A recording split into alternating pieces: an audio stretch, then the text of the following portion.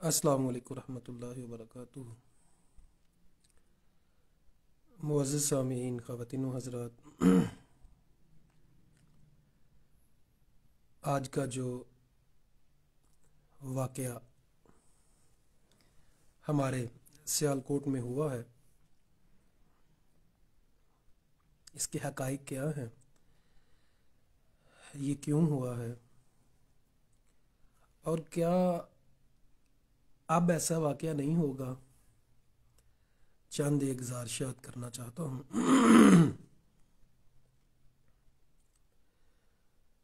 سب سے پہلے جب یہ واقعے کا مجھے پتہ چلا، جب یہ واقعہ ہوا تو اس وقت ایک گروپ میں یہ اعلان ہو رہا تھا کہ عاشقان رسول نے ایک قاتل کو، ایک گستاخ کو قتل کر دیا ہے، اور فتح کے نعرے مارے جا رہے تھے۔ میں نے حیران ہو کے پوچھا کہ یہ کیا واقعی سچا واقعہ ہے کہ ایک غیر مسلمان کو مسلمانوں نے زندہ جلا کے رکھ دیا ہے؟ تو انہوں نے بڑے فخر سے بتایا کہ جی ہاں، یہ بالکل سچا واقعہ ہے اور عاشقان رسول نے یہ کام کیا ہے۔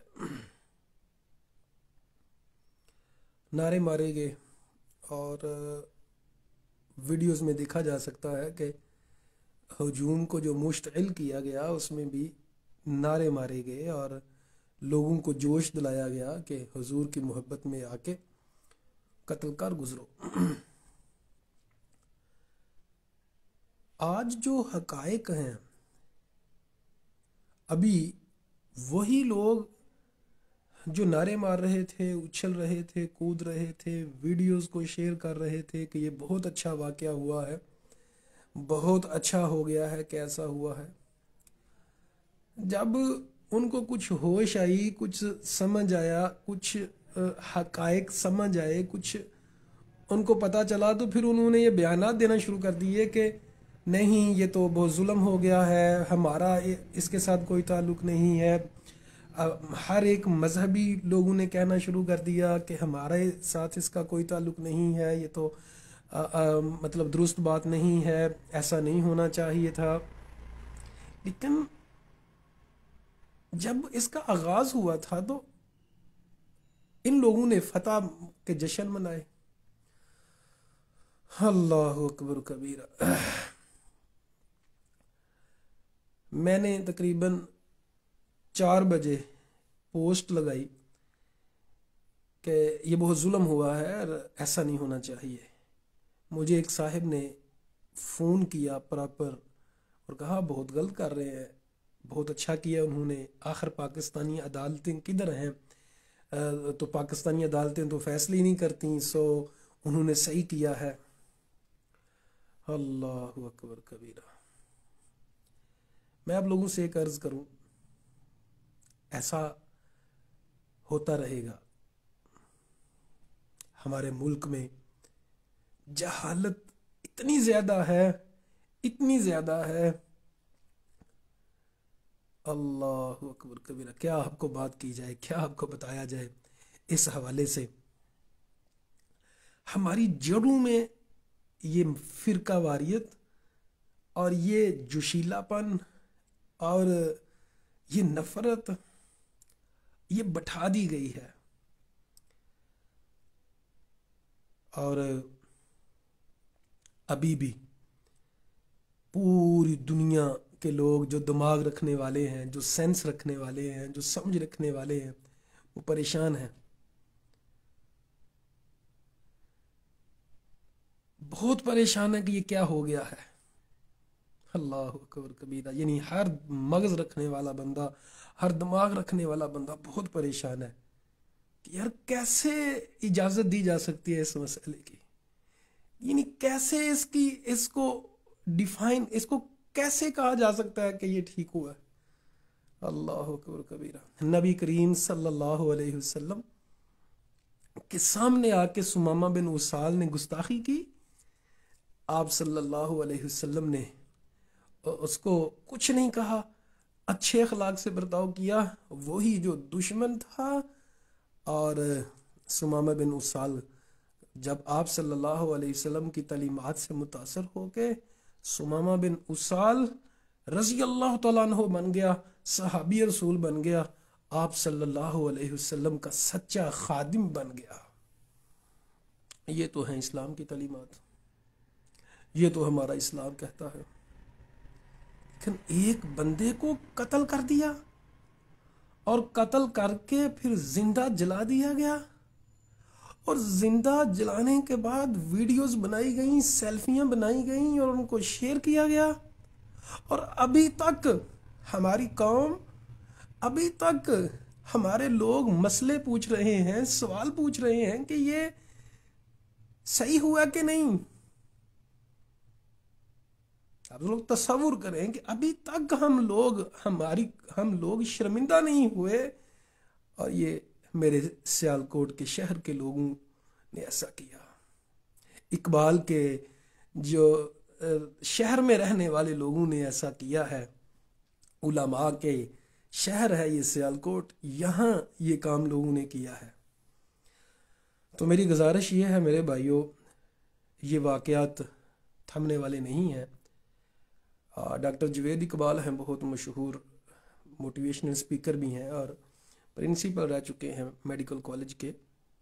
ان کا میں بیان سن رہا تھا کہ یہ میڈیکل کی زبان میں اس کو اجتماعی طور پہ نفسیاتی بیماری ہے کہ 100 لوگ اٹھ کے، 50 لوگ اٹھ کے، اور وہ ایک ہجوم اٹھ کے، ان میں سے کوئی ایک بندہ بھی نہیں تھا، کوئی 2 لوگ بھی نہیں تھے کہ جنہوں نے کہا نہ مارو یار۔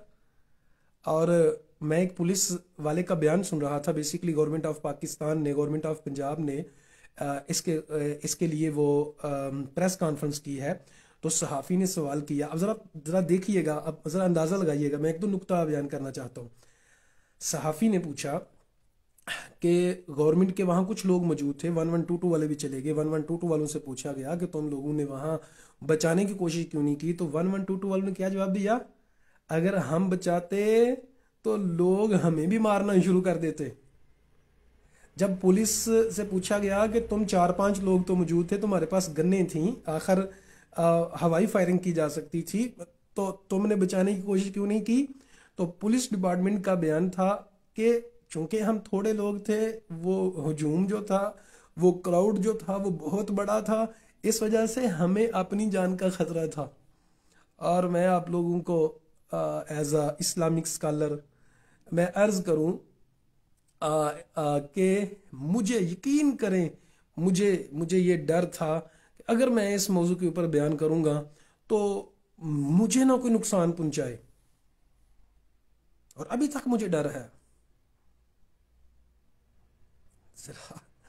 آپ لوگ مطلب آپ سمجھتے ہیں کہ یہ چھوٹا مسئلہ ہے؟ آپ لوگ کیا سمجھتے ہیں کہ یہ بس وزیر اعظم صاحب نے مذمت کر دی، ہمارے جو چیف آف آرمی اسٹاف ہیں انہوں نے مذمت کر دی، اور جناب اعلیٰ بڑا گہرائی کے ساتھ لوگوں کی پکڑ دکڑ ہو رہی ہے، اور تو کیا یہ معاملہ ختم ہو جائے گا؟ ہمارا مسئلہ اجتماعی طور پہ سائیکالوجیکل ہم جا رہے ہیں، عدم برداشت کی طرف جا رہے ہیں۔ میں نے الحمدللہ ایم فل کا تھیسس لکھا اور اس میں اتحاد امت کی بات کی کہ فقہی اختلافات ہو سکتے ہیں، لیکن تمام کے تمام مسلمان جو ہیں یہ نفرتوں کو بلا کے ایک اسلام کی بات کریں، ایک ایمان، ایک اسلام پہ آئیں، ایک دوسرے کا ادب کیا جائے، ایک احترام کیا جائے۔ لیکن آپ لوگ دیکھ لیں ہمارے یہاں کیا ہو رہا ہے، عدم برداشت کے اوپر تقریریں، نعرے مارے جا رہے ہیں۔ پچھلے دنوں ایک مینیجر جو بینک مینیجر تھا اس کو قتل کر دیا سیکیورٹی گارڈ نے، اور سیکیورٹی گارڈ والے کو بھی ہجوم مل گیا۔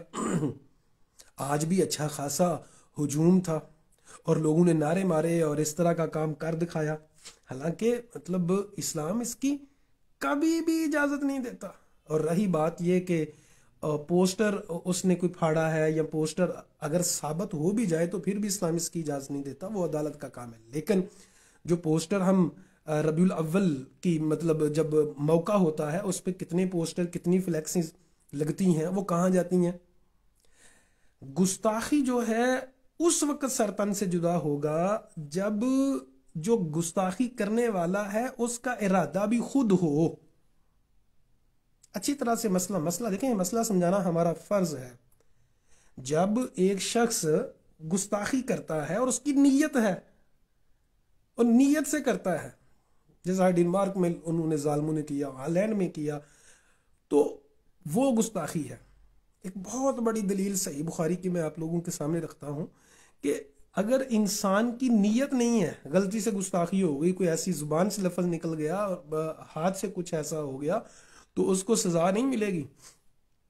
مثال کے طور پہ صحیح بخاری کی حدیث ہے، نبی کریم صلی اللہ علیہ وسلم نے فرمایا جب کوئی انسان توبہ کرتا ہے تو اللہ تعالیٰ اتنا خوش ہوتا ہے کہ سچے دل سے کوئی توبہ جب کرتا ہے کہ اللہ تعالیٰ اتنا خوش ہوتا ہے، اس بندے سے زیادہ اللہ خوش ہوتا ہے جو بندہ سفر میں جا رہا تھا، اس کا کھانا پینا گم ہو گیا، اچانک جب کھانا پینا سواری ملی تو خوشی کے اندر اپنے دماغ کا کنٹرول بھول گیا، کہتا ہے اللہ تو میرا بندہ میں تیرا رب. اب اس سے بڑی گستاخی کیا ہو سکتی ہے؟ دیکھیں نا، ایک انسان کہتا ہے کہ اللہ تو میرا بندہ ہے میں تیرا رب ہوں. اب اس سے بڑی گستاخی مطلب کیا ہو سکتی ہے؟ کیسے اس سے بڑی کوئی گستاخی کوئی اور ہے تو بتا دیں مجھے. لیکن اس کی چونکہ نیت نہیں تھی گستاخی کی تو وہ گستاخی نہیں ہے. تو ابھی کا یہ مسئلہ جو ہوا تو یہ گستاخی نہیں تھی، اس بیچارے کو پتہ ہی نہیں. ٹھیک ہے، اگر اس کو بتایا جاتا کہ یہ جو کام آپ کر رہے ہو گستاخی، اگر یہ کام کرنے والے کی سزا موت ہے، اگر پھر بھی وہ کرتا تو پھر بھی عدالت کو دینا تھا، پولیس کے حوالے کرنا تھا. ہم ایک اسلامی ملک میں رہتے ہیں، خود سے ڈنڈے برسانا شروع کر دینا یہ ہرگز بھی اسلام نہیں ہے. تو اس کا حل کیا ہے؟ حل تو علم ہے، تعلیم ہے، برداشت کی تعلیم دی جائے، اور ایسی مذہبیں جماعتیں جو انتشار کی دعوت دیتی ہیں، ایسی مساجد، ایسے مدارس، ایسے سکول، ایسے کالجز، جس طرح نبی کریم صلی اللہ علیہ وسلم نے مسجد زرار کو ڈھا دیا تھا کہ وہاں فرقہ وارد کی بات ہوتی تھی، مسلمانوں کو توڑنے کی بات ہوتی تھی، تو ایسے اداروں کو ختم کر دیا جائے. اگر حکومت ریاست مدینہ کی بات کرتی ہے نا، تو ریاست مدینہ میں یہ ہوا تھا، مسجد زرار میں منافقین نے مسلمانوں کو توڑنے کی بات کی تھی. مسجد زرار میں منافقین نے مسلمانوں کو توڑنے کی بات کی تھی، اس میں نفرت ڈالنے کی کوشش کی تھی. اللہ تعالیٰ نے قرآن نازل کیا اور نبی کریم صلی اللہ علیہ وسلم نے صحابہ کرام کو بھیجا اور کہا اس مسجد کو مسمار کر دو، اس مسجد کو توڑ دو، کیونکہ وہ مسجد نہیں ہے. مساجد تو ایسی ہوتی ہیں جس میں اللہ کا نام لیا جاتا ہے. تو معزز سامعین، علم خود بھی حاصل کریں، اپنے بچوں کو علم سکھائیں، دین کی بات سکھلائیں، اصل دین فرقہ وارد کے پیچھے نہ جانے دیں. آج کل کی جو مذہبی معاملات ہیں اور عدم برداشت کی جو بات کرتا ہے، اس کی ہرگز بھی اس کو فالو نہ کریں. تحمل ہو. اور باقی میرا اور آپ کا اللہ وارث ہے، اللہ حافظ ہے. اللہ سے دعا ہے اللہ تعالیٰ ہمارے اوپر حسانیہ پیدا فرمائے، ہمارے ملک میں امن و امان کی جو صورت حال ہے خراب ہوئی، اللہ تعالیٰ اس کو ٹھیک فرمائے. آمین ثم آمین. اقول قولی ھذا استغفر اللہ لی ولکم ولسائر المسلمین. یہ میری ایک دو باتیں تھیں، اس میں آپ اختلاف بھی کر سکتے ہیں اور اس کو مان بھی سکتے ہیں. ذرا ضرور بتائیے گا، آپ اپنی رائے آپ لوگ ضرور دیجیے گا. اللہ حافظ.